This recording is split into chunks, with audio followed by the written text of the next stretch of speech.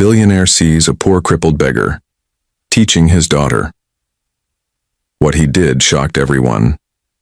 It was one of those sun-soaked Lagos afternoons when the city air seemed to hum with the chatter of traffic and bargaining voices. Mr. Durojaye's convoy eased to a slow crawl outside a row of high-end boutiques in Victoria Island. His daughter Tammy had insisted on buying a book from her favorite shop before lunch. The tinted glass of his SUV lowered just enough for him to see her, but what he saw made him blink twice. There, on the uneven pavement just inches from the gutter, sat his 9-year-old daughter cross-legged on the ground, her clean white dress gathering dust. Beside her, in a scuffed and weather-stained wheelchair, was a man whose left leg ended abruptly at the knee. The wheelchair's metal frame was chipped, one wheel squeaking faintly whenever he shifted. His clothes were faded almost to gray, the fabric threadbare, but his posture was upright and his gaze steady. In his hands he held a broken stick, using it to scratch numbers into the dusty sidewalk in front of them. 2 times 5 is, the man asked gently. 10. Tammy grinned, eyes sparkling as she wrote the answer in the dirt with her own finger. The man chuckled, revealing a smile that seemed almost too kind for his weathered face. From a plastic bag hooked to one of the wheelchair's handles, he pulled out a worn exercise book. The cover was curling at the corners, pages softened from years of turning. He flipped to a page filled with neat columns of sums. "This is for you to try at home," he said. "Remember, maths is just a game of finding patterns." Durojaye's brow furrowed. His driver glanced nervously in the mirror. "Sir, should I—" "Wait," Durojaye interrupted, still staring. Something about the scene didn't fit into his orderly, high-net-worth world. His daughter, who had access to the best private education money could buy, was learning from a crippled beggar in a wheelchair on the street. He stepped out of the SUV. Heads turned. After all, in this part of Lagos, a billionaire stepping onto the street was not a daily sight. His shadow fell across them, and Tommy looked up with a startled smile.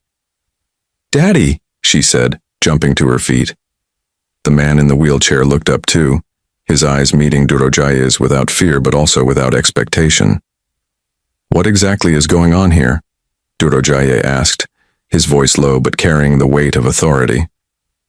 Tommy hesitated, then blurted out, "Daddy, he's teaching me maths. He's really good at it." Durojaye turned to the man. "And who are you?" The man didn't flinch. "My name is Adewale. I just like teaching children. Your daughter wanted to learn something while she waited." The billionaire studied him. There was no begging, no pleading in the man's tone, only a quiet dignity. And something inside Durojaye shifted, though he didn't yet know why. Durojaye's gaze lingered on the man in the wheelchair, but before he could speak further, the mall's security guard approached, saluting awkwardly. "Sir, is there a problem?" the guard asked, glancing uneasily at Adewale as though ready to chase him off. "There's no problem," Durojaye said flatly, though his eyes didn't leave Adewale. "Go back to your post." The guard hesitated, then nodded and walked away. Tommy still stood close to Adewale's chair, her small hands resting on the armrest like it was the most natural thing in the world. The billionaire noted how relaxed she seemed, as if she had known him for far longer than the few minutes she claimed. "When did you meet my daughter?" Durojaye asked. Adewale shifted slightly, the squeak of his wheel punctuating his words. "About 3 weeks ago. She was waiting for your driver outside the bookstore. She had a math workbook with her, but she was struggling with fractions. I offered to explain. She came back again the next week. I didn't expect her today." Something in his tone was steady. No excuses, no embellishment. Durojaye studied him. "You're not begging for money?" "I'm not begging," Adewale replied. "If someone gives, I'll take. But I don't sit here for that. I sit here because I can still teach, and there are children out there who need someone to show them they're smart." The billionaire frowned. "So how did you end up here in a wheelchair on the street?" For the first time, Adewale's eyes clouded. He leaned back slightly, hands gripping the worn push rims of his chair. "I was once a final-year engineering student at the University of Lagos," he began. "Top of my class. I had dreams of designing renewable energy systems for rural areas." He paused, his gaze drifting to the uneven pavement. "One night, after finishing a project, I was crossing the road to buy bread. A car came out of nowhere, speeding, no headlights. It hit me. I woke up 2 days later in the hospital, my left leg gone from the knee down, my spine damaged. The doctor said I needed surgery abroad to walk again. My father sold our only land to start raising money. But then, the driver who hit me turned out to be the son of an influential businessman. He denied everything. His lawyers made the case disappear. My medical bills stopped being paid. My father died of a stroke that same year." Durajaye's jaw tightened. "My mother couldn't cope," Adewale continued. "She moved to the village. I stayed in Lagos, thinking I could still find work. But who hires a cripple with no connections? My friends vanished. The landlord threw me out when I couldn't pay rent, so I ended up here near the mall. People see a beggar in a wheelchair. I see a classroom without walls." Tammy squeezed his arm. "Daddy, he's really smart. He taught me how to divide without a calculator." Durajaye didn't reply immediately. He glanced at the stick lying across Adewale's lap, at the dog-eared notebook, at the faded hope in his eyes. Something in his chest tightened. He didn't know it yet, but this meeting was about to change both their lives. For the rest of that afternoon, Adewale kept to his usual corner, the cracked slab between a pop-up suya stand and a glassy boutique where mannequins stared like indifferent witnesses. The wheelchair's right caster had a stubborn wobble. Whenever he shifted, it clicked like a metronome counting the beats of Lagos. He rested the dog-eared notebook across his knees, the stick of chalk, a broken bamboo skewer, tucked beside his thigh. Tammy sat again, cross-legged, unbothered by dust, the gold ribbon in her hair catching the sun. "Ready?" he asked. "Ready," she grinned. He drew a rectangle in the dust. "This is a cake. 2 friends want equal slices. What is half of a whole?" 1/2, she said quickly, then with a theatrical whisper. "But if there are 4 friends, then each gets a quarter." He sketched 4 equal boxes. "Fairness is math that learned manners." Tammy laughed. A passerby slowed, then 2. Adewale's lessons pulled attention the way stories do. He didn't bark for coins. He simply taught until curiosity did the rest. People gave sometimes. A bottle of water, a sachet of pure water, a folded 50 naira pressed into his palm with shy eyes. He took whatever came with the same calm, "Thank you," fingers steady on the wheelchair's push rims. The boutique manager materialized at the door, sleek hair, clipped vowels, irritation polished like marble. "Excuse me," she snapped, addressing no one and everyone. "You can't block the frontage. This is not a classroom." Adewale lifted his eyes. "We'll shift back a little," he said, moving the chair with that familiar squeak. The wobble protested, then complied. The manager's gaze slid to Tammy's dress, white, now faintly gray at the hem, then past her to the convoy SUV down the curb. Recognition flitted across her face and died quickly beneath calculation. "Just don't cause a scene," she said, and vanished into air conditioning. "Did we cause a scene?" Tammy asked.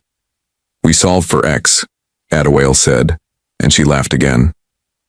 By evening, the sky bruised purple. Vendors packed up. A boy with shoeshine supplies hovered, watching. "Oga teacher," he ventured. "How do you divide when remainder's stubborn?" Adewale beamed. "Come." He showed the boy long division, breaking numbers the way a careful cook breaks cola. Clean, respectful. The boy's shoulders dropped with relief.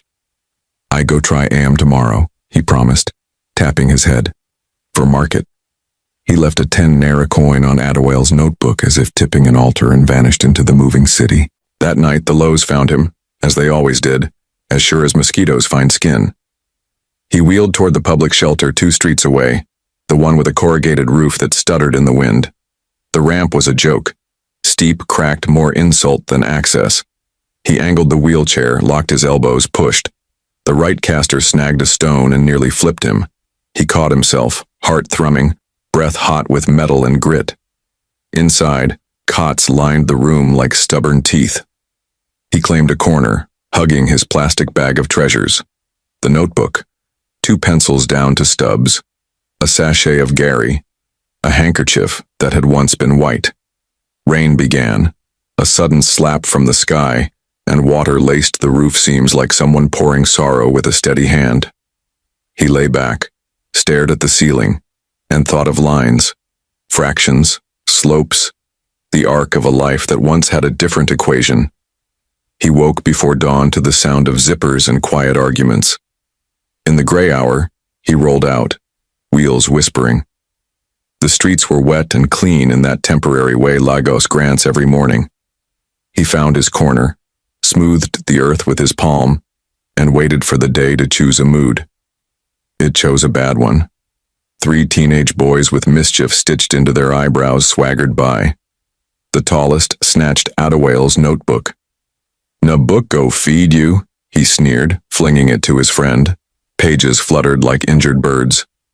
Adewale reached, but the wheelchair made reach a slower verb. The boy danced back, laughing, ripped out a sheet, crumpled it, shoved it into Adewale's palm. "Take syllabus." They sprinted off. Adewale stared at the torn spine. That notebook had been his classroom's roof, its bell, its chalkboard. He closed his eyes. "We start again," he said softly to no one. He smoothed the remaining pages with the tenderness of a man ironing a flag. By mid-morning, the suya smoke was back, and with it, children, the shoeshine boy, 2 girls who sold groundnuts, a delivery rider on break, and to his surprise, Tammy, who had badgered her driver for a quick stop. She noticed the thinned notebook, the crease in his mouth he tried to hide. "What happened?" she asked. "Nothing I cannot fix," he said. "Let's learn multiples of 9. She dug into her tiny sling bag and produced a fresh exercise book with cartoon constellations on the cover. "For class," she declared, placing it on his lap like a royal decree. Adewale swallowed. "Thank you, Tammy." They worked through patterns. 9, 18, 27. He taught the finger trick. Curl the nth finger to read 10s and 1s. The girls gasped like they'd seen a magician pull sugar from air. The delivery rider tried, failed once, whooped on the second attempt. For a brief bright hour, the pavement turned into possibility. Then a mall guard stomped over. "Oga, this area is for customers," he barked, eyes on the wheelchair as if it were a crime scene. "Una de cause obstruction." "We'll slide," Adewale said. He always said that as if dignity were a coat you could keep by stepping aside. He pivoted, the wheel wobble complaining, and the class shrank to fit into the city's tolerance. The low came again at dusk. The boutique manager had parked a signboard exactly where his rectangle of dust usually lay. "No loitering." He stared at it, at the bold letters that never learned to whisper, and then moved further down the curb, into the sun's last, gentlest heat. A woman in Ankara passed, pressed a pack of cabin biscuits into his hand without looking him in the eye. "God see you," she murmured. He broke 1 biscuit in 2 and handed half to the shoeshine boy who had returned to practice. The boy shook his head. "Teacher first." Adewale smiled and ate half a biscuit like communion. Near sunset, the convoy returned. This time the SUV idled, but didn't intimidate. Tammy hopped out with her father's permission and astonishment, Adewale noted, and finished her set of sums on the ground, neat as beads on string. Durajaya stood a few paces away, watching silently, a man measuring something he had never thought to count. When the last number was right, Tammy wiped her dusty hands on her dress, then looked up. "Uncle Ade, what's the hardest thing in maths?" He considered. "Choosing the right unknown," he said. "Sometimes the X you're solving for isn't the problem at all." Her brow furrowed, adorably serious. "So what's our X?" Adewale glanced at the signboard that pushed him away, at his wheel that wouldn't track straight, at the gap between what he knew and where he lived. Then he glanced at the billionaire who kept showing up. "Today," he said, "X is just 9 times 12. She laughed, and for a heartbeat, the peak rose high enough to see a different city. The wobble would still be there tomorrow. The ramp would still be steep. The boys might return. But he had a new notebook, a student who believed, and a class that kept finding him no matter how far he slid down the curb. It was a Saturday noon, the kind of Lagos day when the heat didn't just sit in the air, it pressed itself into your skin. Adewale's small street class was in full swing. Tammy, the shoeshine boy, and 2 peanut sellers crouched on the sidewalk, scribbling answers in their notebooks. They were working through word problems when shouts erupted down the road. 2 men in security uniforms marched toward them. Behind them came a frantic-looking woman in silk, clutching her handbag. "That's him," she cried, pointing at Adewale. "He took the little girl." The guards fanned out, hands already reaching. "What's going on?" Adewale asked, confused. "Uncle Ade, what?" Tammy began, but one of the guards yanked her to her feet and shoved Adewale's wheelchair back so hard it rolled over a crack in the pavement, jolting his body. "You think you can kidnap children from this mall?" The taller guard barked. Adewale's hands flew up in protest. "No, she comes to learn." "Liar," the silk-clad woman spat. "I saw him holding her hand." "She's my student," Adewale insisted. The first guard slammed a palm onto the wheelchair's push handle and spun it roughly, nearly tipping him. The other reached for the worn bag hooked on the chair, ripping it open so its contents spilled. Pencils, exercise books, half a pack of biscuits, a sachet of pure water. The sound of papers fluttering into the gutter cut deeper than the insults. "You crippled thief," the second guard growled, shoving the bag back at him. "Stop it," Tammy shouted, her voice sharp with panic. "He's my teacher. My dad." But the first guard's eyes narrowed at her. "Your father's going to hear about this," he said coldly, pulling out a walkie-talkie. And then a horn blared. A sleek black SUV rolled to a stop, the window sliding down to reveal Mr. Durojayu's face, stone-carved and unreadable. "Daddy!" Tammy cried, running to the car. "They're hurting Uncle Ade." Durojaye stepped out slowly, every inch of him commanding silence. "Explain," he said to the guards. The taller one shifted uneasily. "Sir, this man was teaching your daughter maths." Tammy cut in. Adewale sat frozen in the wheelchair, breathing hard, gripping the rims as if the thin metal could anchor him. Durojaye looked from his daughter's earnest face to the crumpled papers in the gutter, to the man who hadn't once raised his voice despite the humiliation. "What's your name?" he asked quietly. "Adewale," came the reply. For a long moment, no one moved. The street's noise felt far away. Finally, Durojaye bent, picked up the scattered pages and set them back on Adewale's lap. Then he turned to the guards. "Touch him again, and you answer to me." The guards stepped back immediately, eyes down. But Adewale's face burned. The children had fled. His papers were damp from the gutter water. And deep inside, he knew that no matter how kind the billionaire's intervention had been, something inside him had cracked. That night he wheeled to his shelter with the pages pressed to his chest. For the first time since his accident, the thought came, quiet and poisonous. Maybe they're right. Maybe I am just a beggar in a chair. The next morning, Adewale was back in his corner, though the air felt heavier than usual. The usual energy in his voice was thin, like cloth worn to its last threads. The previous day's public humiliation had replayed in his mind all night, each shove and insult a sour echo. He was showing the shoeshine boy a shortcut for multiplying by 11 when a shadow fell over his notebook. It was a tall, well-dressed man in a crisp blue caftan, Mr. Durojaye. "Good morning," the billionaire said. Adewale blinked, unsure if he was hallucinating in the glare. "Good morning, sir," May I sit? Durojaye asked, gesturing to a low concrete ledge nearby. Of course, Adewale said, adjusting the notebook on his lap. For a moment, Durojaye simply watched him teach. The billionaire's eyes kept moving from the numbers in the dust to the way Adewale held the pencil, steady despite his worn fingers, and to the children leaning in, utterly focused. When the mini-lesson ended, Durojaye said quietly, "You didn't ask me for anything yesterday." Adewale shrugged. "Why would I? Teaching is what I have left." Durojaye studied him. "What you have left? That's an odd way to describe a gift." "It's only a gift if someone values it," Adewale said, his gaze drifting to a passing businessman who barely noticed him. "Mostly people see the chair before they see me." Something in Durojaye's jaw tightened. "And yet my daughter sees you first. She hasn't stopped talking about you.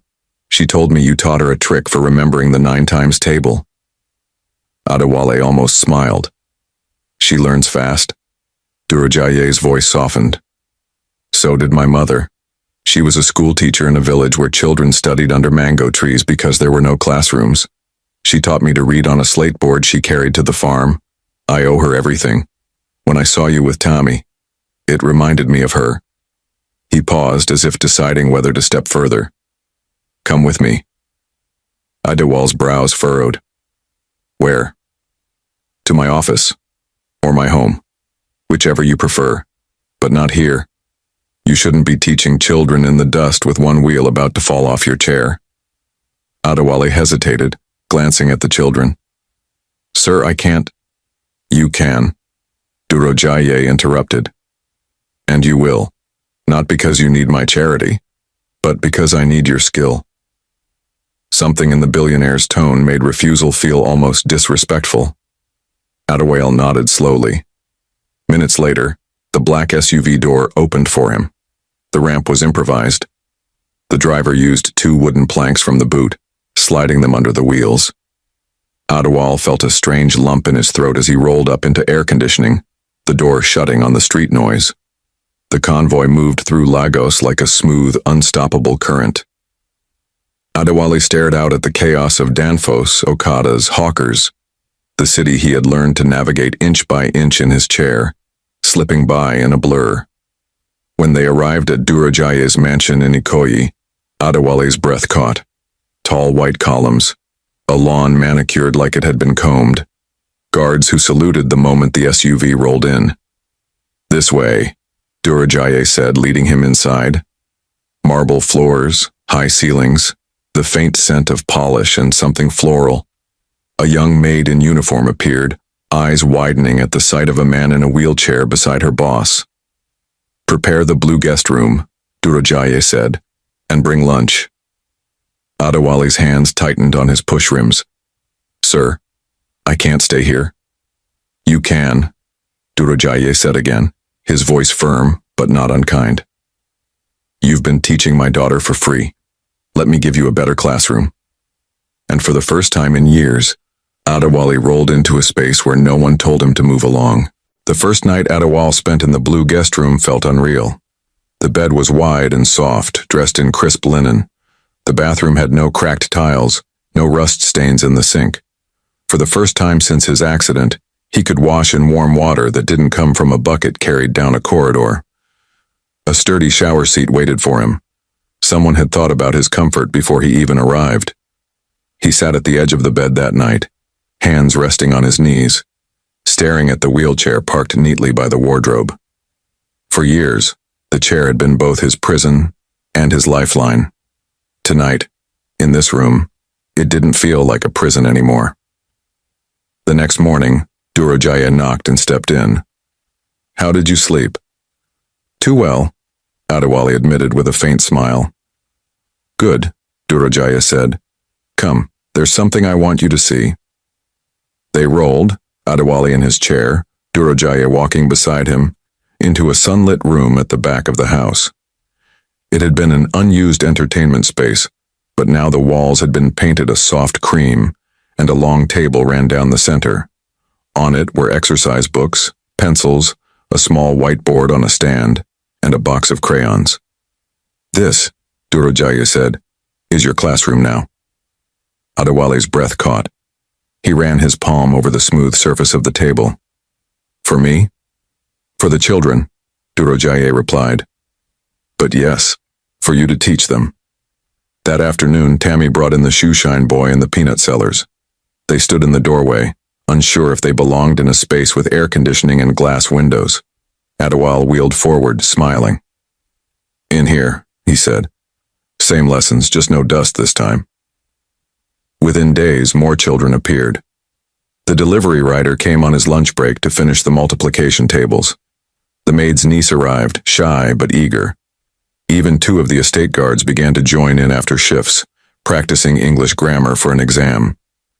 Durojaya sometimes stood at the back of the room, arms folded, watching. The billionaire had closed million-dollar deals without blinking, but here, watching his daughter's head bent over her sums beside a boy who had once polished shoes for strangers, he felt something different. A quiet pride that didn't need numbers. Adewale taught with the same tools he'd used on the street. Simple tricks, patience, and the belief that no question was foolish. But now, there were also colored markers, clean paper, and chairs that didn't wobble.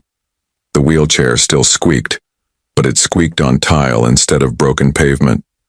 One evening after class, Durojaya joined Adewale on the veranda. The sky was turning gold, the air warm and still. "You're changing them," Durojaya said. "They're changing me," Adewale replied. Durojaya looked at him, really looked, and said, "Do you know why I brought you here?" Adewale shrugged. "Because Tammy liked my lessons. That was part of it. But the truth is, I saw a man who refused to stop giving, even when life stripped him down to nothing. And I respect that." For the first time in years, Adewale felt the word respect land on him without irony. He looked at the horizon, where the last light of the day was folding into night, and thought, maybe this is what mending feels like. It was a humid Thursday afternoon when Durojaye's personal assistant entered the veranda with a leather folder. "Sir, the information you requested." Adewale was inside, finishing a class with Tammy and two estate guards. Durojaye flipped the folder open. Inside was a summary. Hospital records from 7 years ago. A police report with missing pages. A name he recognized immediately. Folarin Ajayi. Folarin Ajayi, son of Chief Gabriel Ajayi, board member of Durojaye's company. A man who had sat across the boardroom table from him for over a decade. The report was blunt. A hit-and run on Adewale Adeyemi, 23 years old, top engineering student. The car was registered to Chief Ajayi's household. The case had been quietly closed without prosecution. Durojaye's jaw clenched. He'd always known Chief Ajayi to be shrewd. But this was rot. That evening, after the last child left the classroom, Durojaye sat opposite Adewale at the long table. The room smelled faintly of chalk dust and new paper. "I know who hit you," Durojaye said quietly. Adewale froze, his hands still on the push rims of his chair. "Who?" "Folarin Ajayi, son of my board member. He left you to lose your leg. He silenced your case." For a moment, Adewale said nothing. His eyes went to the whiteboard where fractions was still written in blue marker. His fingers flexed slowly. "I could destroy him," Durojaye continued. "One phone call and his family's name will be everywhere. He'll lose contracts, face court. Say the word, and I'll make it happen." Adewale's gaze shifted back to him, calm but steady. "And then what? I get my leg back? My father comes back to life? The children in my class learn faster?" Durojaye's voice was low. "You want nothing?" "I want something," Adewale said. "But not revenge." He leaned forward, his voice quiet but firm. "Make him fund scholarships. Not 1 or 2, 50. For street kids, for children in wheelchairs, for anyone who's been pushed aside. Let his money do what his heart failed to." Durojaye stared at him for a long moment. Then he smiled, not with amusement, but with respect. 2 weeks later, in a discreet conference room at Durojaye's office, Folarin Ajayi sat stiffly across the table from him. A legal agreement lay between them. "You'll sign," Durojaye said, his tone leaving no room for argument. 50 full scholarships, and you will hand over the first check in person. The day of the check presentation, Adewale wheeled onto the small stage in a community hall packed with children. Folarin stood beside him, face tight, as cameras flashed. A giant mock check for the first year's funding was displayed.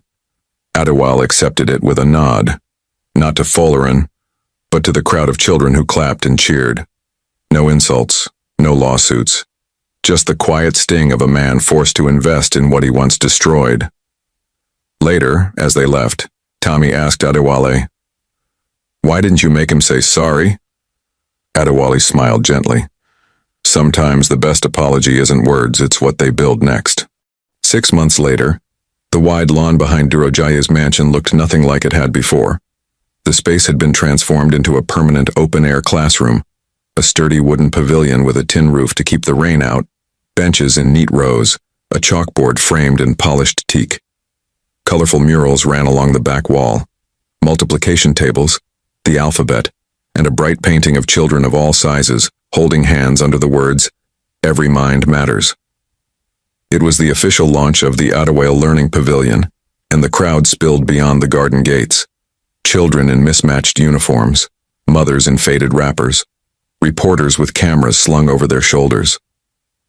Durojaye stood near the front, his hand resting lightly on Tommy's shoulder.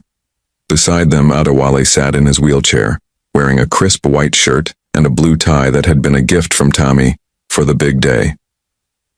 When the MC called his name, Adewale wheeled forward. The murmurs quieted. He rested his hands on the rims for a moment, scanning the sea of faces, eager, curious, some shy, some fierce. He drew a slow breath. "There was a time," he began, his voice steady, "when I believed my life had been reduced to this chair and the space I could cover in a day, that my only value was in how quietly I could disappear into a street corner." He paused, letting the words settle. "But one day, a little girl sat down beside me in the dust. She didn't see a crippled beggar. She saw a teacher. And she reminded me of something I had forgotten, that knowledge, once shared, can't be thrown away." Heads nodded in the crowd. A few mothers dabbed at their eyes with the edges of their wrappers. "I was hit by a car driven by someone who thought power could erase responsibility, and maybe it erased my leg. But it didn't erase my mind. It didn't erase the part of me that can still give. And it didn't erase the fact that every child you see here, every single one, has a right to be taught, to be seen, to be valued." The wind shifted. The rustle of leaves seemed to lean into his words. "This pavilion exists so no child will have to learn long division in a gutter or hide their exercise book from bullies. So that when they ask a question, someone will be here to answer, not because of what they can pay, but because of who they can become." A ripple of applause began, swelling until it was a wave. Adewale smiled, not the small, polite one he used on the street, but the full, open one he hadn't worn in years. Durojaye stepped up beside him, speaking over the applause. "And this is just the beginning. Adewale's methods will spread to other neighborhoods. We're funding mobile classrooms, and he'll be training every teacher we hire." From somewhere in the middle of the crowd, the shoeshine boy, now in a clean school uniform, shouted, "Thank you, Teacher Adid." The cheer that followed rolled across the garden like thunder. As the ribbon was cut, children poured into the pavilion, claiming seats, opening new exercise books that smelled of fresh paper and promise. Adewale wheeled into the center, lifted a stick of chalk, and wrote the first equation on the new board. The answer was simple. The lesson was bigger. Late one Friday afternoon, Durojaye called Adewale into his study. The room was warm with the scent of polished mahogany, lined with books that seemed to watch every conversation. "There's something you should know," Durojaye began. "Folarin Ajayi's family is selling one of their estates in Ikoyi. It's the same compound his father once kept you out of when you tried to seek justice after the accident. Adewale's hands paused on his push rims. I remember the gates, he said quietly, and the guard who told me to roll away. The property is up for private bid, Durajaya continued. I've already placed the highest offer. In your name. Adewale blinked. In my name? You'll own it outright. Do with it what you want. Weeks later, the sale closed. The first time Adewale rolled up to those same gates in his wheelchair, the new security guard saluted. Good evening, sir. Inside, the compound was exactly as he remembered. Manicured hedges, polished driveways. Only now, it was his. On move-out day, Folarin Ajayi arrived in a sedan, his once bright arrogance dulled. His clothes were rumpled, his smile forced. The caretaker handed him an envelope, the official notice signed by Adewale Adeyemi, property owner. Folarin looked up and saw him. Adewale sat in his wheelchair, calm, centered, watching from beneath the shade of a jacaranda tree. He didn't move forward, didn't raise his voice. He simply nodded once. You're doing this to humiliate me? Folarin asked, trying for bravado. No, Adewale said evenly. I'm doing this to remind you that the person you push aside today might be the one you have to greet tomorrow. I don't need you gone to feel whole, but I do need this place to mean something better. Folarin's mouth tightened.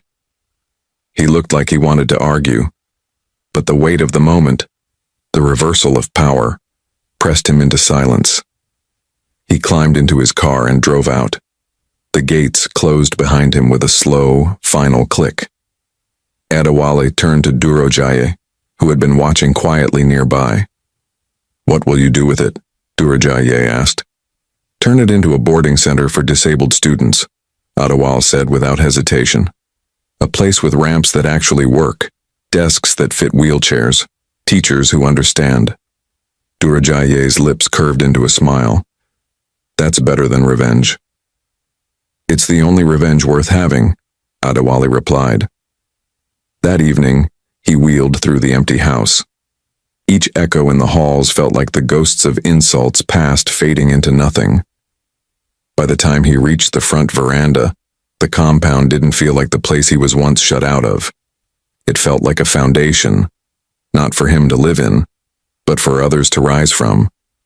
And in that quiet, with the jacaranda petals falling around his chair, Adewale realized the gates weren't just closing on Folarin's car.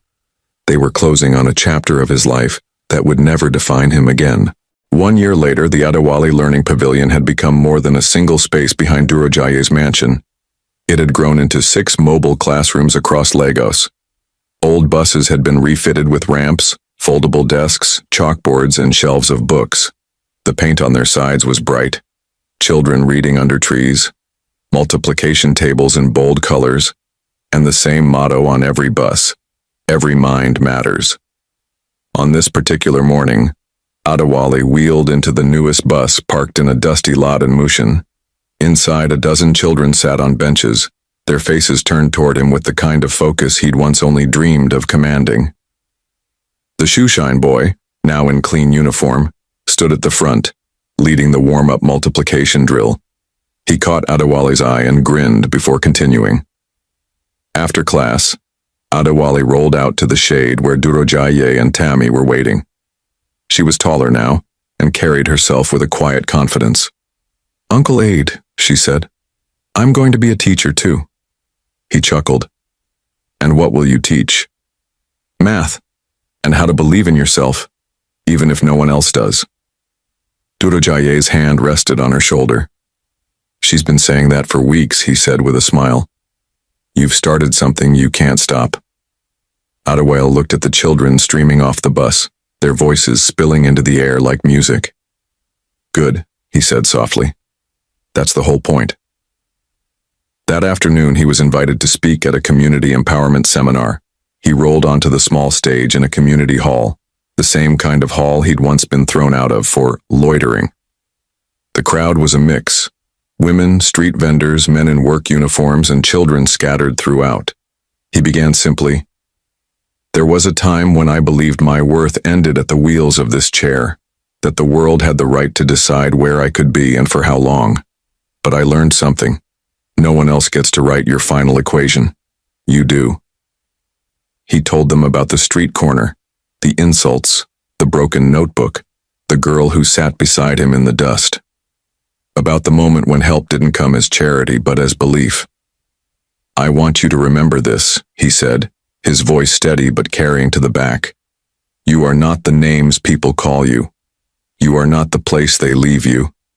You are what you choose to give to the world. And that is something no one can take." The applause was long and loud, not the polite kind, but the kind that made the walls tremble a little. Later, as Adewale wheeled down the ramp and into the afternoon sun, he saw the children from class waving. Tommy ran up, slipped her small hand into his and said, "You know, you're the reason I believe anything is possible." Adewale smiled. "And you're the reason I kept teaching." The mobile classroom's engine rumbled to life. The driver honked twice. Adewale looked back at the banner fluttering on the bus. "Every mind matters." As the bus rolled out, dust lifting behind it, he felt no weight from the past, only momentum toward what was still possible. Dear viewers, true wealth is not what you keep, but what you give. The world may measure you by what it sees, but your real value is in what you make others see in themselves. Never underestimate the power of one person who refuses to stay broken.